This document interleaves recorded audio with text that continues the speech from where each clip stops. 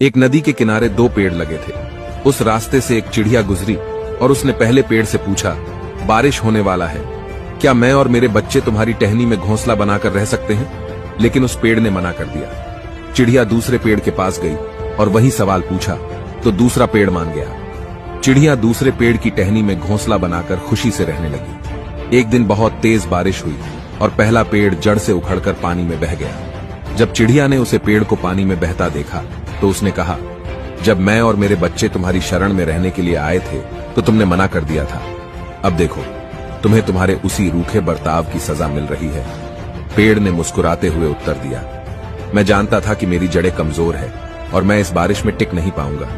मैं तुम्हारी और तुम्हारे बच्चों की जान खतरे में नहीं डालना चाहता। मना करने के लिए मुझे क्षमा कर दो। और यह कहते कहते पेड़ पानी में बह गया। निष्कर्ष, किसी के अहंकार को उसकी कठोरता न समझे। क्या पता उसके